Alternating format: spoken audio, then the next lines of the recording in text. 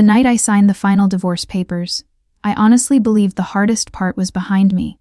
I was wrong. While I sat alone in my half-empty apartment, staring at the pale indentation on my finger where my wedding ring used to be, my ex-husband was already across town, raising a glass to new beginnings, with the woman he always told me not to worry about. And I didn't find out in any normal, respectful way. I found out because a stranger messaged me a photo of her hand, and a diamond ring that looked almost identical to the one he once swore he was saving for our future. Before I tell you how this turned into the most unbelievable chain of betrayal I've ever lived through, take 1 second to like and subscribe if you're watching Betrayal Uncovered for real stories that start quietly and end with the truth breaking everything wide open. Stay with me, because what happened after I moved overseas still doesn't feel real, even now.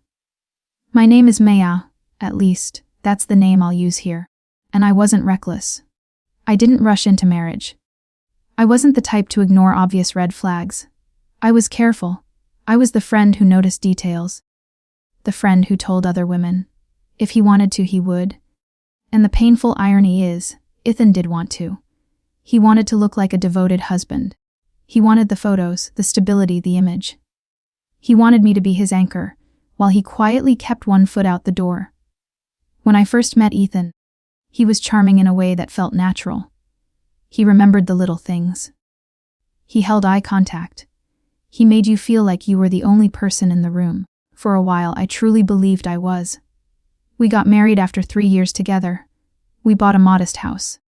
We talked about having kids. In a year or two, I worked in marketing, and he worked in finance. From the outside, we looked like the kind of normal, steady couple people assumed would last. But over time, the normal started to feel staged, like we were acting out a version of marriage instead of living one. Ethan became protective of his phone.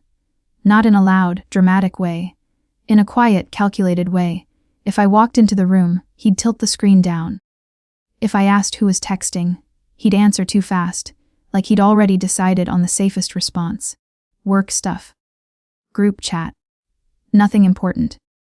Then he'd kiss my forehead like I was silly for even asking. The first time I heard the name Sienna was at his company holiday party. Ethan introduced her like she was just another coworker. This is Sienna. She's new on our team. She was beautiful, of course. Not in a way that felt fake, just striking. Polished without trying. The kind of woman who looked camera ready even under bad lighting. She smiled at me and said, "I've heard so much about you." That sentence should have made me feel included. Instead, it made my stomach tighten. Because I hadn't heard a single thing about her.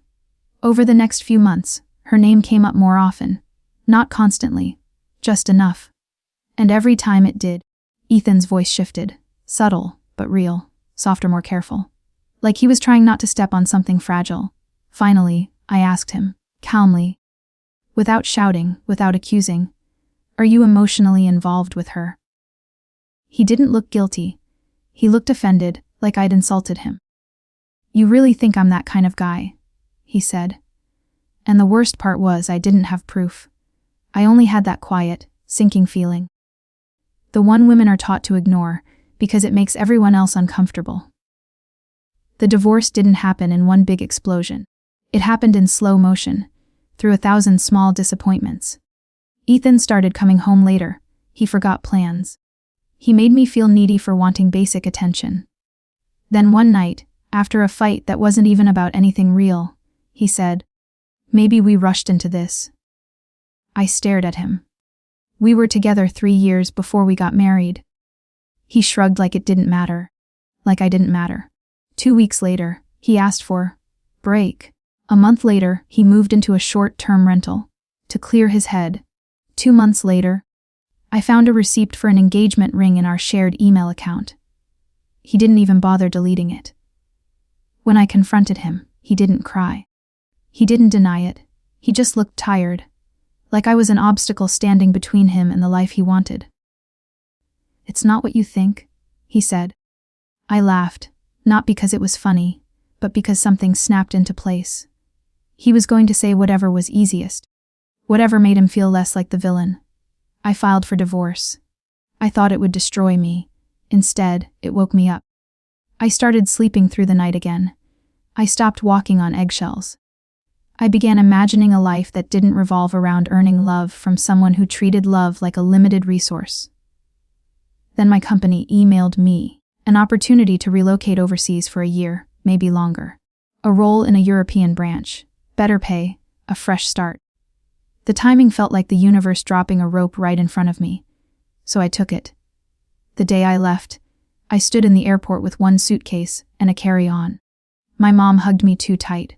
My friends told me I was brave. I didn't feel brave. I felt hollow. But I learned something important.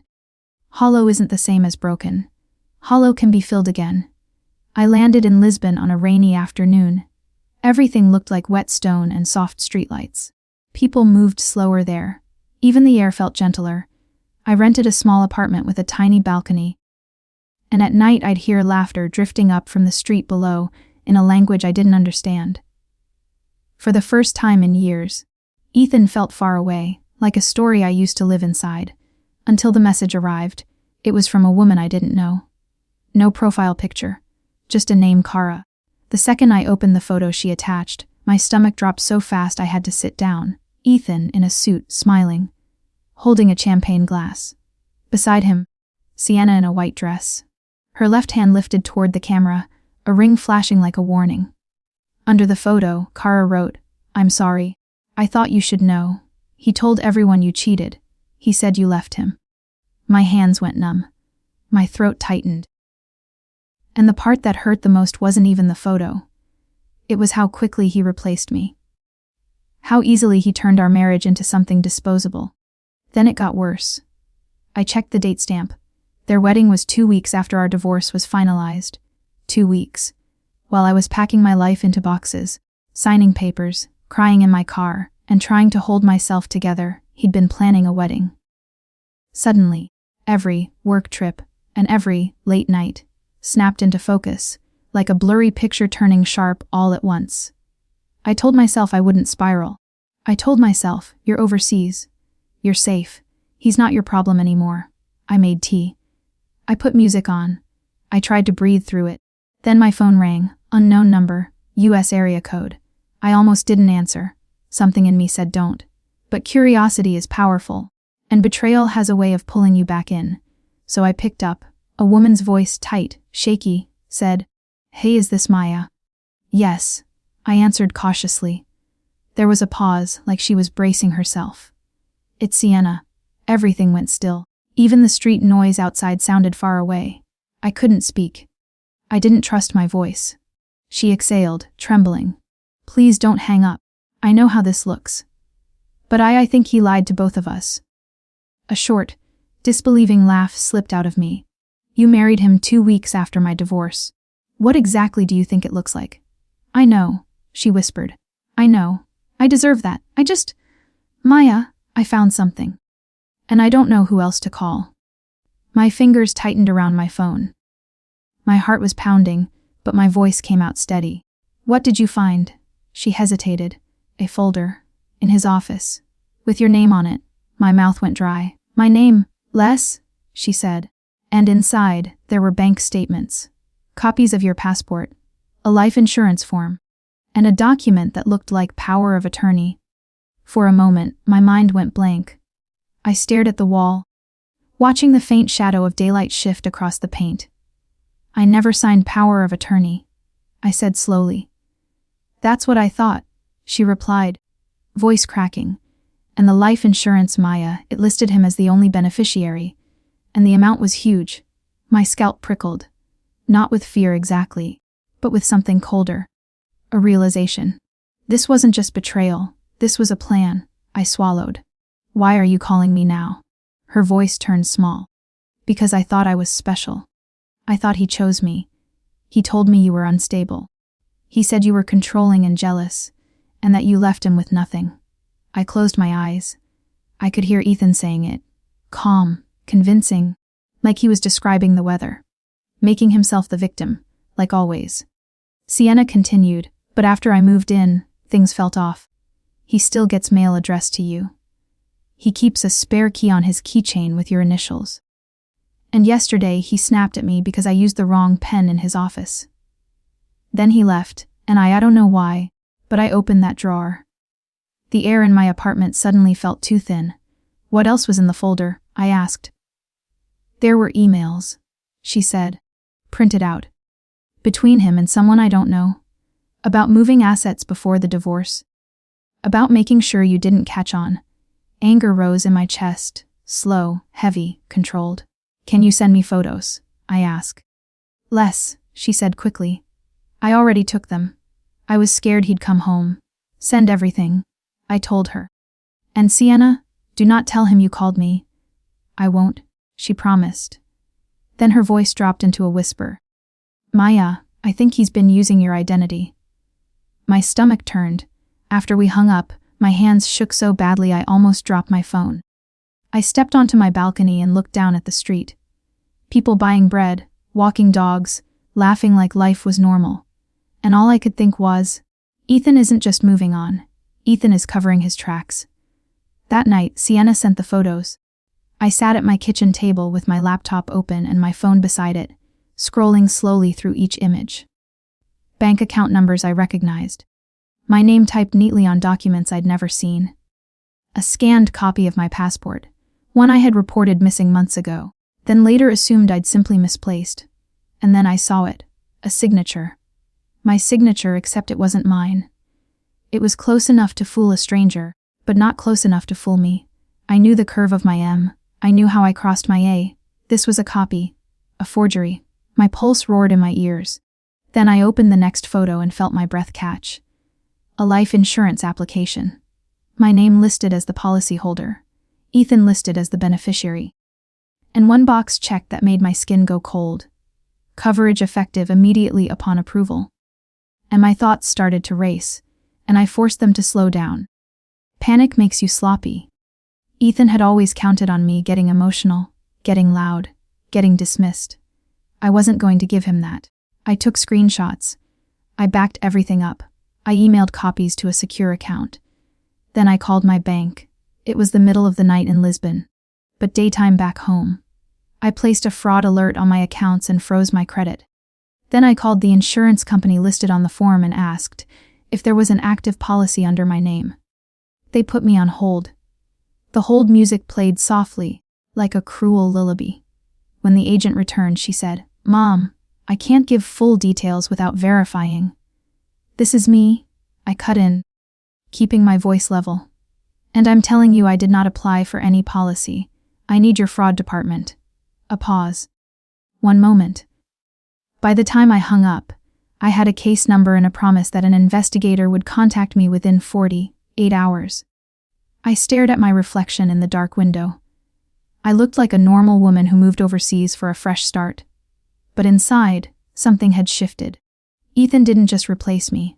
He tried to profit off me. The next morning, I went to the US Embassy. It felt dramatic, like something out of a movie. But I wasn't playing anymore. I explained the identity theft concern. They documented everything, gave me steps to follow, and pointed me toward the right reporting channels. I filed a report with the FTC. I contacted a lawyer back home through a friend. Then I did the one thing I didn't want to do. I called Ethan. He answered on the second ring, like he'd been waiting to sound calm and unaffected. "Maya," he said smoothly. "Wow, didn't expect to hear from you." I kept my voice neutral. "Congratulations on the wedding." A small pause. "Thanks, I'm happy. I'm sure," I said, letting silence stretch just long enough to make him uncomfortable. "Ethan, I'm going to ask you something, and I'm only asking once. Are you using my identity for accounts or insurance policies?" He gave a light laugh. "What are you talking about?" "I'm talking about documents with my name, a copy of my passport, and a forged signature," I said evenly. "I'm talking about life insurance."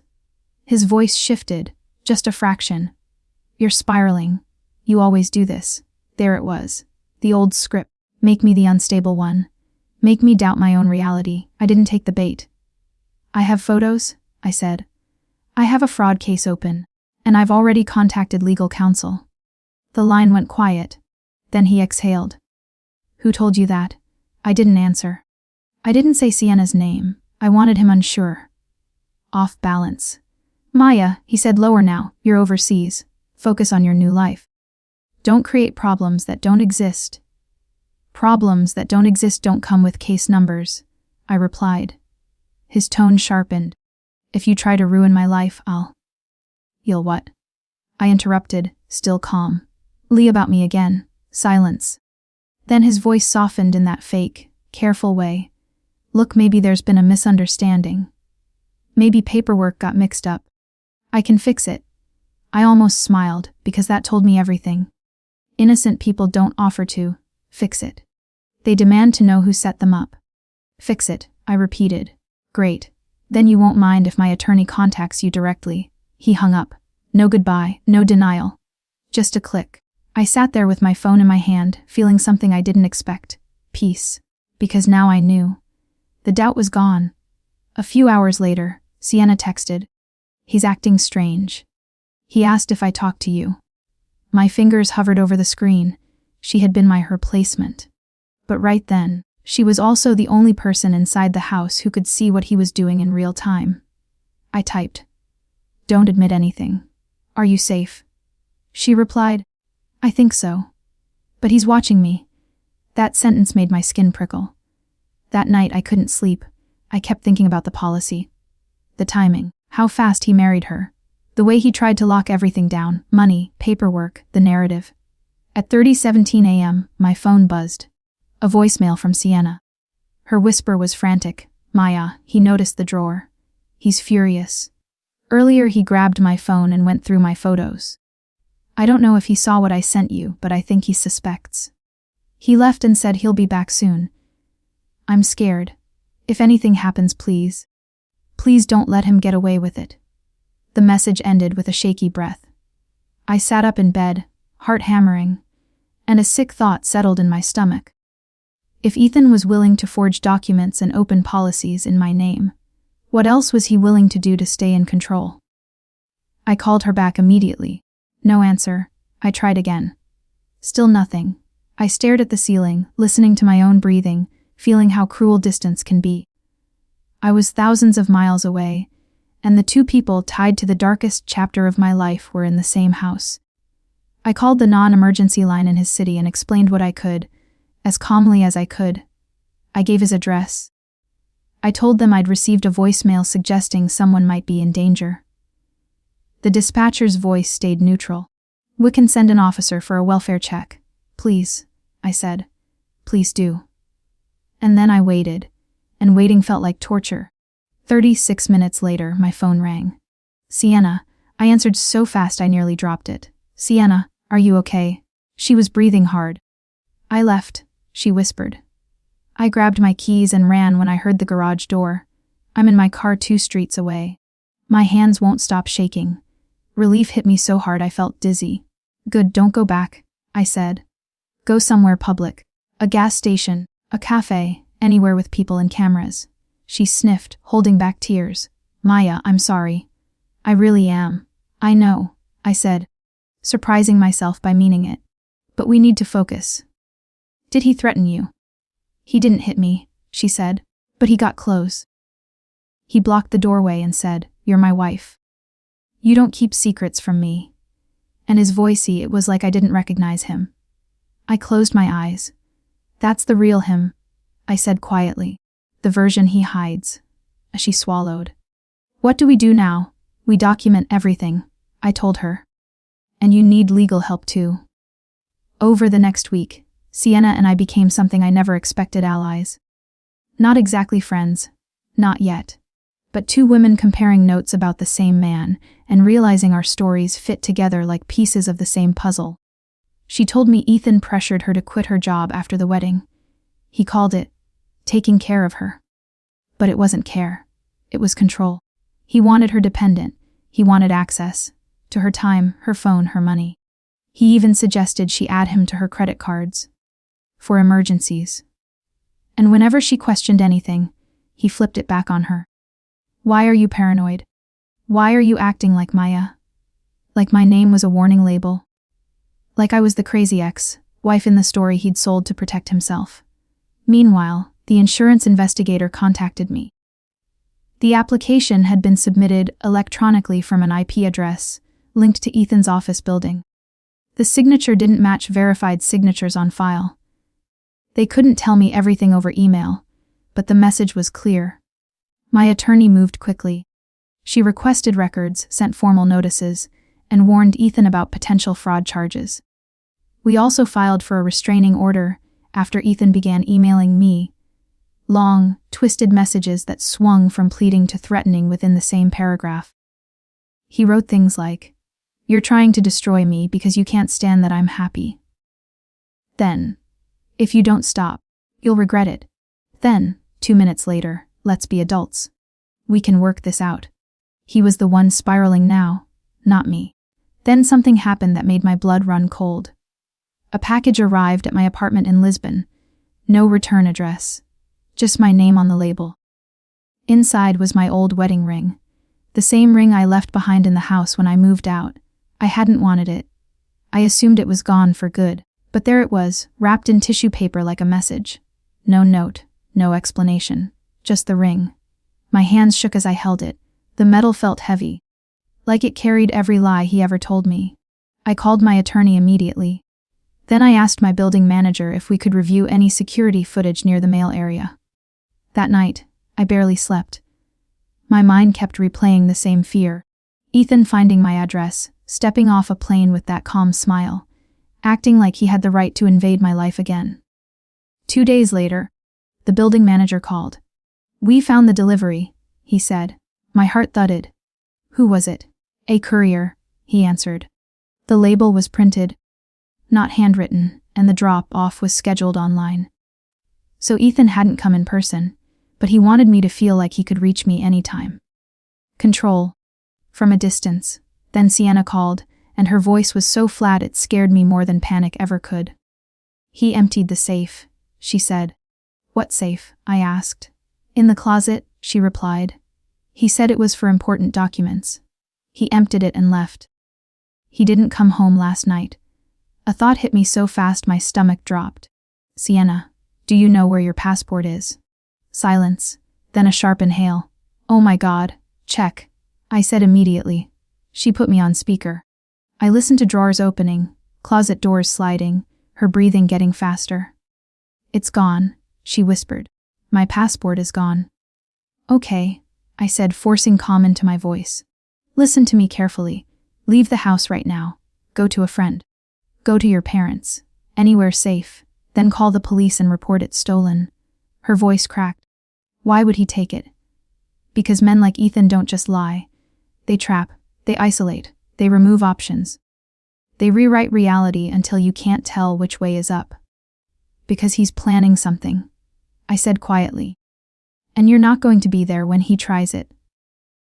Within hours, Sienna was staying with a friend. She filed a police report and sent me a copy. Then she forwarded something else she'd found while searching for her passport. A printed itinerary, a one-way flight, not for her, for Ethan, destination. Lisbon. My hands went ice, cold around my phone. He was coming to where I lived. For 2 days I moved through life like I was underwater. I told my manager at work what was happening. Carefully, professionally. I kept my building door locked. I changed my routine. I asked a neighbor to walk with me when I needed to go out. Then my attorney called, voice sharp. "Maya, I just received a message from Ethan's counsel." "He hired a lawyer," I asked. "Yes," she said. "And he's claiming you owe him money. He's alleging you violated the divorce agreement by moving funds overseas." I let out a bitter laugh. "He's accusing me of stealing while he's forging my signature." "Exactly," she replied. "It's a tactic. He's trying to muddy the waters, confuse the timeline, make you look vindictive." My throat tightened. "He has a flight booked to Lisbon." There was a pause. "What?" "I saw an itinerary," I said. "One way." She didn't hesitate. "Then we need to get ahead of this. Notify local authorities. Contact the embassy again, and take extra security precautions at home." I did everything she advised. And I did one more thing. I emailed Ethan a single sentence. Calm, clean. emotionless. I know you're coming. If you come within 100 meters of my home or workplace, it will be documented and forwarded to the authorities. No arguing, no pleading, no drama. An hour later, he replied with 2 words. You're bluffing. I stared at that message for a long time, then forwarded it to my attorney and saved it in multiple places. On the day his flight was supposed to land, I stayed home, curtains half open, listening too closely to every footstep in the hallway, every sound outside. Then, at 4:42 p.m., my phone buzzed. Sienna, I answered immediately. Did he leave? Her voice was low. He didn't get on the plane. I blinked. What? He got stopped, she said. At the airport, federal agents. I don't know all the details, but, Maya, your fraud report worked. Something got flagged. A breath I didn't realize I'd been holding finally left my lungs. He called me from a number I didn't recognize, she continued. He was screaming. He said you ruined his life. I closed my eyes and let the relief settle through me. Slow, shaky, real. No, I whispered. He ruined his own life. Everything after that was messy, but for the first time, it was moving in one direction toward the truth. The identity theft investigation expanded.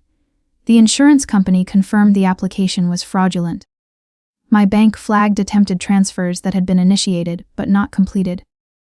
My attorney filed motions to protect me from retaliatory claims. And Sienna's stolen passport report became another thread, another indicator of control, another piece of the pattern. Months later, I returned briefly to the U.S. for legal proceedings. That's when Sienna and I met in person for the first time. We sat in a quiet cafe. We both looked different than we did at the beginning of this story. More guarded, more aware, like we'd both been forced to grow up fast in the same storm. She didn't look like the confident bride from that photo anymore. She looked exhausted, like someone who finally understood the price of believing a charming man too quickly. I thought if he chose me, I won, she said softly, staring into her coffee. But it was never a prize. It was a trap. I nodded. He needed someone to blame, I said. And someone to use. Her voice shook. Do you hate me? I thought about it honestly. The hurt part of me still had sharp edges. But hate would keep Ethan in my life, just in another form. And I was done letting him live in my head. I don't hate you, I said. But you need to remember this, if you ever feel tempted to protect him. Understand he would have let you drown if it saved him. A tears filled her eyes. I know. Sienna filed for annulment and cooperated fully with the investigation. She handed over documents, emails, dates, everything. She told the truth even when it made her look foolish. And I respected her for that. Ethan, meanwhile, did what men like him always do when the mask finally slips. He blamed everyone else. He blamed me. He blamed Sienna. He blamed stress, childhood, pressure, the system. But he never blamed himself. And that was the final proof that the man I married was never the man I thought I knew. He wasn't a partner, he was a performance. A clean suit, a practiced smile. A story designed to keep people from looking too closely. I stayed overseas, not because I was running, but because I was rebuilding. Months later, one evening in Lisbon, I walked along the river as the lights shimmered on the water like scattered coins. The air smelled like salt and roasted chestnuts, and I realized I hadn't thought about Ethan all day. That's what healing really looks like. Not fireworks, not revenge. Just silence where obsession used to live. And that's why I'm telling this on Betrayal Uncovered. Betrayal doesn't always arrive screaming. Sometimes it shows up smiling, holding your hand, telling you you're overthinking. Sometimes it wears a wedding ring and sleeps beside you. And sometimes when you finally leave, it tries to cash you out like a policy. If you made it to the end, I want to hear from you. Because I read the comments and your perspective matters. If you were me, would you have warned Sienna sooner, even if you hated her? Or would you have cut ties completely and let her learn the truth on her own? Drop your answer in the comments. Tell me the exact moment you realized Ethan crossed the line from cheater into something darker. And if this story reminded you of someone who needs to trust their gut and protect themselves, Share it with them. You never know who needs to hear that. Intuition isn't paranoia, it's protection.